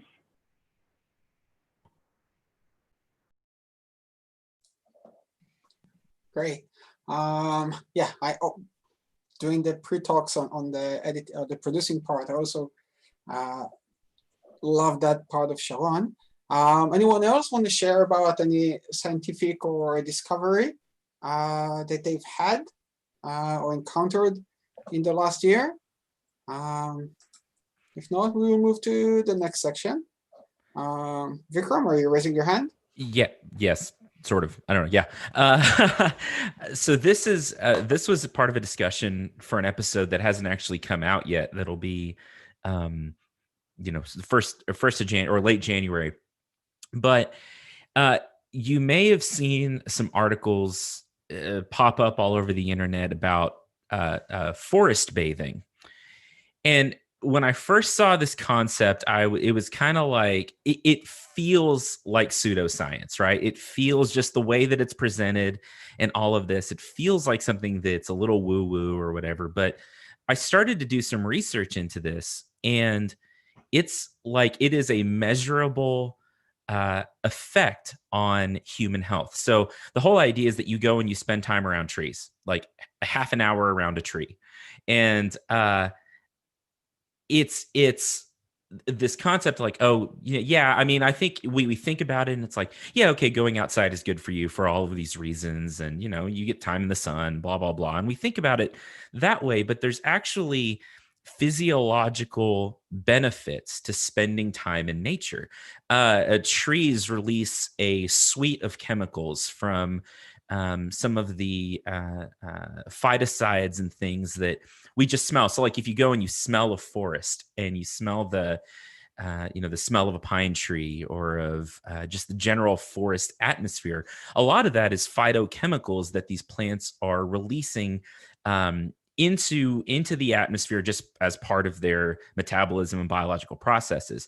But it turns out that they have physiological effects on the human body from it causes your brain to release endorphins. It lowers your blood pressure. It can help you deal with stress and all of these other things. And that's just, I think it's something that those of us who spend time in nature and spend time in the green industry kind of know at some level that I'm happy when I'm outside. I feel good when I'm in out and around trees and around nature. But it's cool that in some ways science is now doing the legwork to empirically say, hey, yeah, go spend some time outside. There's statistics that have come out that especially in the US, folks are spending up to 10 hours a day on social media, especially this year during lockdown. And that's scary because of all the negative physiological effects that social media has been shown to have on your health. So maybe go hang out with a tree instead of getting in a fight on Twitter. I know that's fun. I do that every now and then, but I also do enjoy just going and reading a book under a tree, finding a secluded park bench somewhere where you can effectively social distance, but just spend some time outside. So I thought that was a pretty cool thing that I've learned this year. You guys have been outside this year? Once or twice. Or instead of reading a book, you could also listen to a podcast because it's actually quiet out there, right? No, that's true.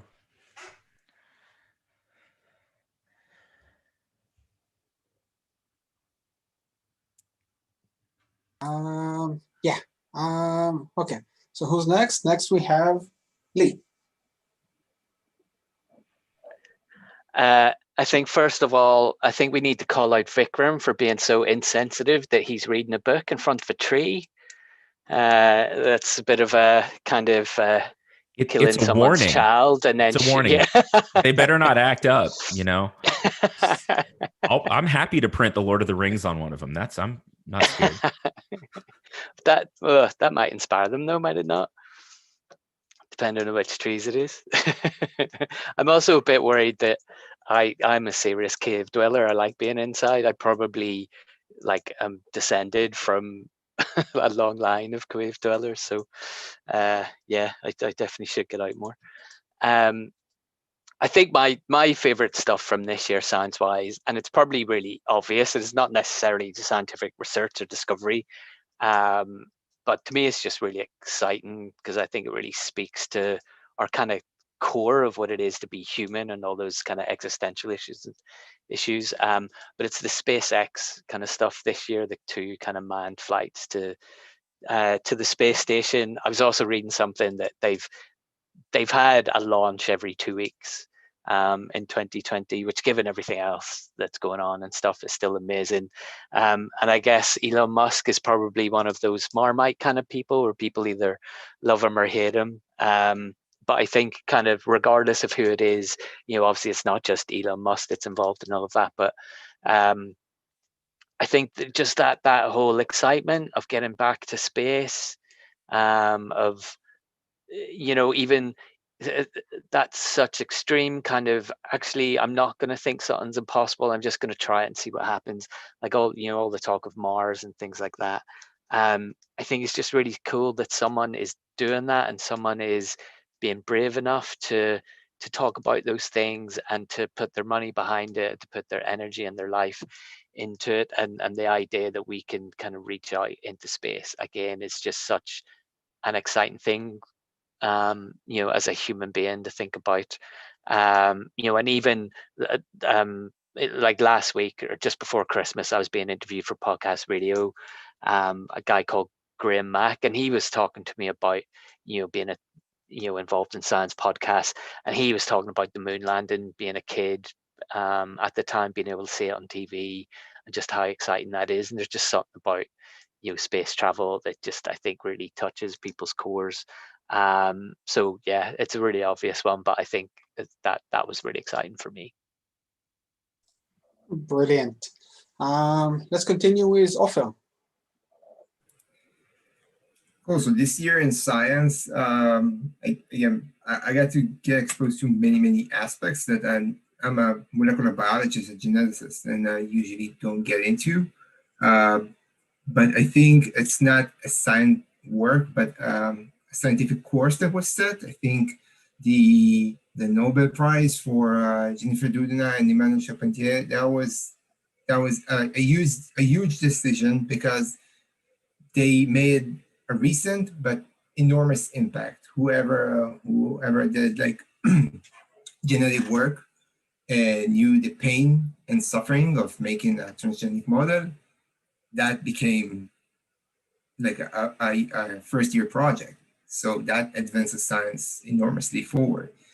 And they did not monetize like greatly on this technology, which is amazing. So I guess this is a call for scientists. You have to be brave and really fight for it, right? And they fought. On the other end, the same committee that decided to grant those two the Nobel Prize hadn't granted the same prize for Feng Zhang from MIT, from Broad Institute. And so that is a brave decision. And on the same note, the same Nobel Prize committee or the same Nobel Prize process granted, at least for me, the best internet moment of science internet moment of 2020 is the Ring doorbell of Paul Milgram getting a Nobel Prize from his fellow in Stanford at like 4 a.m.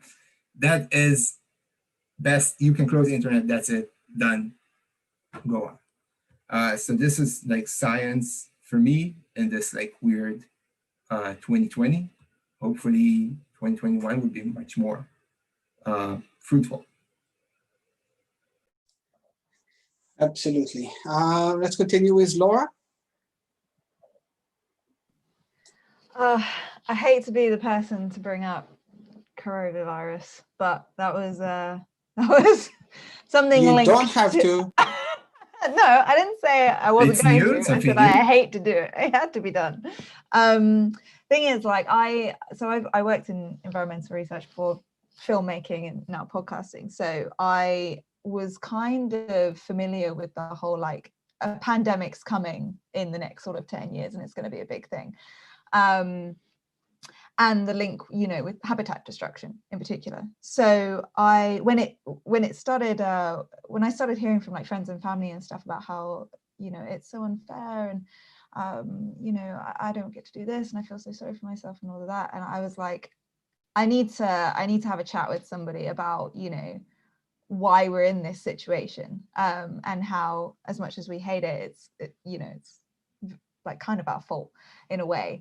And so I got to speak to a couple of researchers who put out a paper, quite a big paper in Nature, just around July, I think it was, that was talking about the links between what's happened and with habitat destruction and like the costs of what coronavirus is costing our economy right now, and what it would take to sort of reverse what we're doing to natural resources and prevent further things from happening and sort of start to heal. So that was really nice for me, because anytime I was sort of talking to someone, I had this whole like roster of information that I could be like, wow, this is what's going on. And you know, this new paper, hopefully it had some influence really in terms of putting it into a language that people can understand, you know, the economy, and what it costs.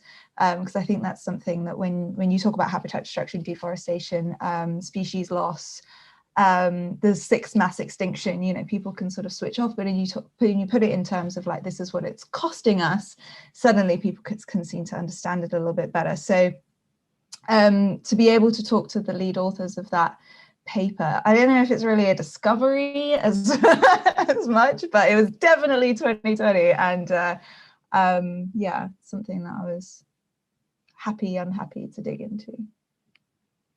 Sure. Have we passed the point of no return? Oh no, don't say that. No, we haven't at all. We've got till maybe 10 years. Oh, that's very optimistic. So as someone who, like, our show is a comedy show too, in many ways, one of my favorite things about that ecological kind of like this conversation now that we're having about ecology and our effect on it have actually been, besides like the actual like good stuff from it, have been the memes like nature is healing, right? Like there's a picture of like a birthday cake in like a river, God. and it's like the cake returns, nature is healing, you know. It's like, so part of me worries that like people aren't taking this seriously enough, but on the other hand, I'm laughing at like, you know, a deer going into the ocean and people like, the dolphins return, nature is healing. Well, that was they had that one viral one too, where there was like dolphins in Venice and it was completely fake too. Like people just making up stuff too that's not actually happening. No, yeah, people are idiots. 2020. Woo! If y'all are in, if y'all aren't in the Wild Green Memes for Ecological Fiends Facebook group, you have to join that group. It was wild when those memes came out. Like, there was this whole thing about how olives feel like dolphins. And so they're the same thing. Olives are dolphins. It's really complicated. But there were all these memes that came out of like olives floating in the canals of Venice. Like, just nature is healing. Anyway, that has nothing to do with anything. That was the hardest part of giving up Facebook, was losing that group, because that was so my like therapy. It's so good. Meredith. It's really funny. I'm gonna have to look up that group. I've been running it down. That'd be great. Yeah, echoing a bit of what Lee said, obviously space science and everything, the SpaceX launches and everything. There's too many things that went on in 2020 that someone actually brought up in one of our interviews, which was the fact that there's all these great things happening in 2020, but people aren't seeing it, even though it's right in your face, but they're not seeing it. So it's actually quite interesting. Yeah, SpaceX obviously is putting it in your face, which is good. Obviously, there's things that are going to bleed over from 2019 to 2021 that we're just going to claim as 2020, and things like that as the Mars rover on its way to Mars, obviously. But the biggest thing about this is that it's got its little hanger on, which is the first sort of drone that's going to be released on Mars, which is, in terms of my field, fantastic, amazing, which would be great. But also, I guess another thing is that another aspect of my science is archaeology, and some of the amazing things that people have found over the last 12 months using things like LiDAR, which is that radar with light. We'll go into it now, but basically what it does is you can literally strip away the trees. So started in 2019, where they found all these Mayan sites they didn't even know were there, and they actually found essentially that the Americas were settled probably 15,000 years earlier than we thought they were, by civilizations unknown, which is really, really good. And yeah, just things like that are being found out through tech. That's my take on the amazing things happening. Just a small take, right? David. So I'm gonna talk a bit about things related to health and artificial intelligence. It wasn't in the context of the podcast. I was invited to moderate a meeting about the dangers and potential of artificial intelligence in the future, in the near future. And someone in my family has ALS and is now almost, we can't understand what the person says almost. And this scientist that was there was working on ways to reproduce someone's voice to almost perfection, crossing techniques that exist today of voice synthesization and artificial intelligence, using recordings of the person's voice before it goes away. So this was something that really touched me, because it was close to home in a way.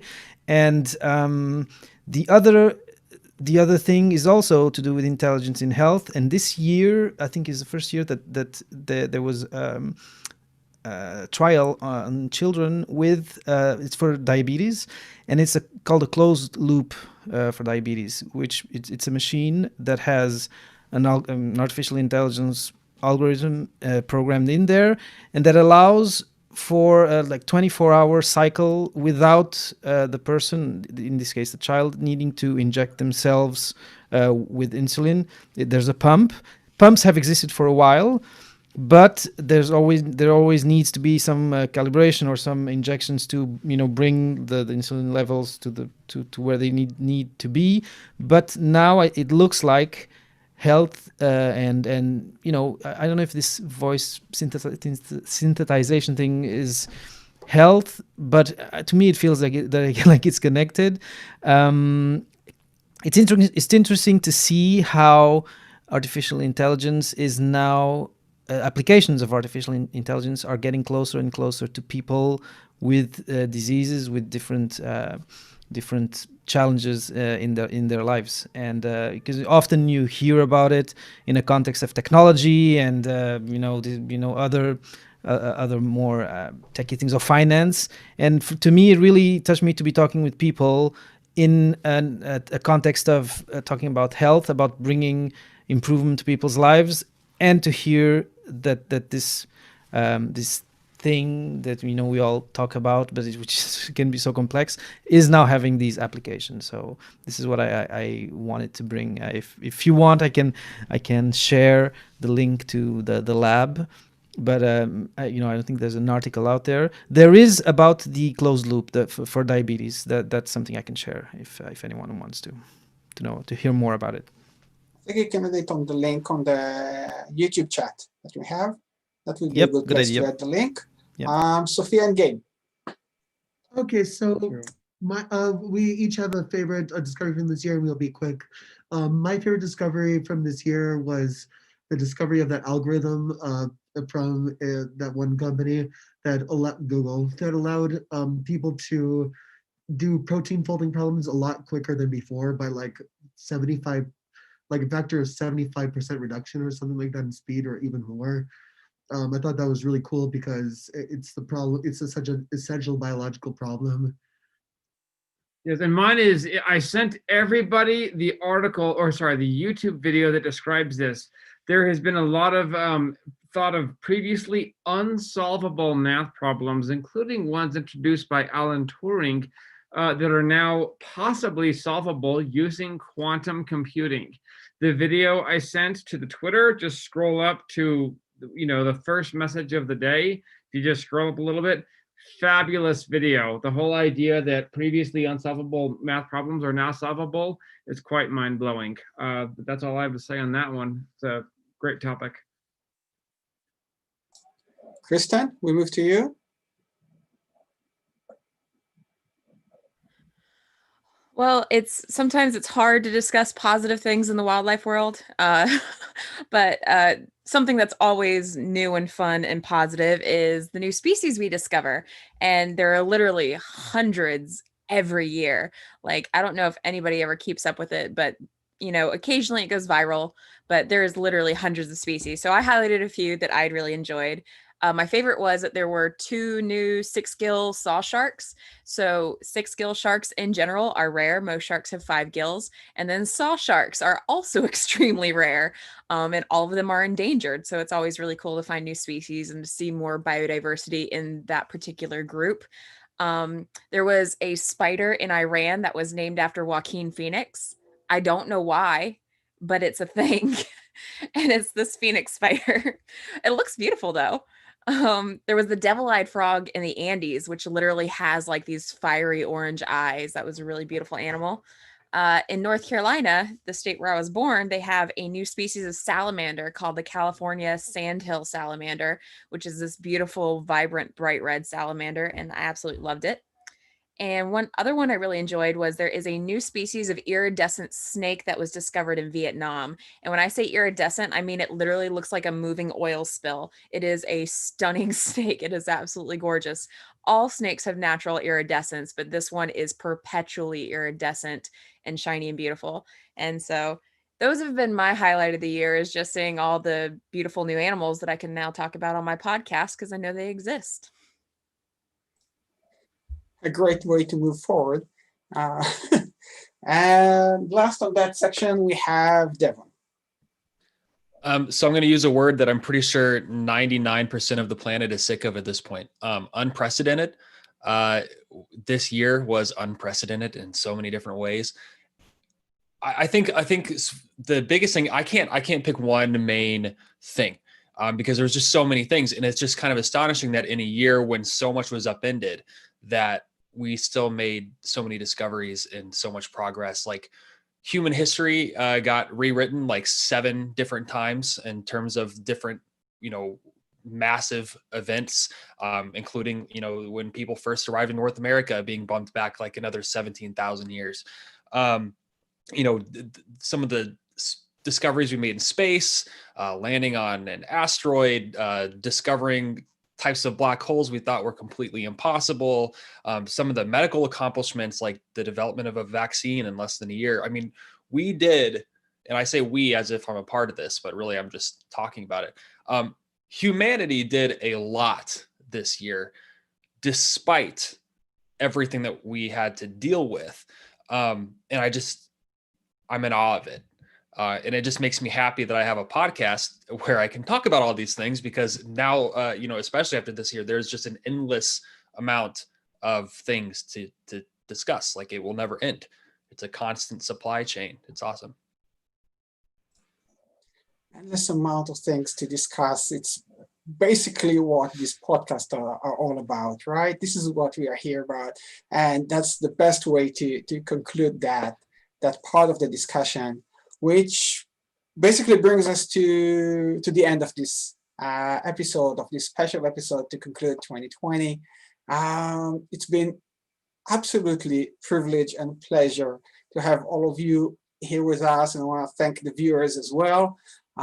It's been a great learning experience. I've learned how all of you actually look like behind your logos, and I think it's time to actually move it to a gallery view so we can have everyone together at the same time.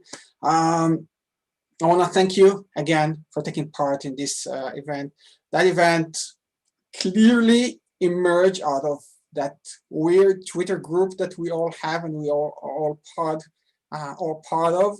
And it's amazing to see how a weird idea that was brought in during a discussion about during a special Christmas or special end of year project actually came into this amazing video, amazing discussion. And I think this brings so many ideas to more episodes and more collaborations and more YouTube activity that can be done in collaboration with this group of podcasters and other groups of podcasters. And I'm amazed by the amount of knowledge that we have here in this room, or Zoom room, that we have right now. And I think that is it for me. It's been a pleasure, it's been entertaining, and it's been education and amusing. I think this is exactly what we promised for this show. So thank you, everybody. Thanks for your kind words, Ido. I think maybe everyone should open their mic and let's say thank you. Yeah. Group goodbye. Thank you This was for great. organizing this. Yeah, so much fun. Yeah, thank you so much for moderating. So Yeah. good. Yeah, Absolutely. Absolutely, moderators. It totally changes the experience. Yeah. It's great. Yeah. It's so great Well to see done. everybody's faces. Yes. Yeah. I think it was really cool that it was really cool. questions? Everyone had different ideas of their favorite science bits of the year as well. I was sure we were going to have something that kind of overlapped a bit, but no. Yeah, and Happy New Year to everyone. Yes. Happy New Year, everyone. Happy Happy New New Year. Year, guys. Some of you guys will have it sooner than others.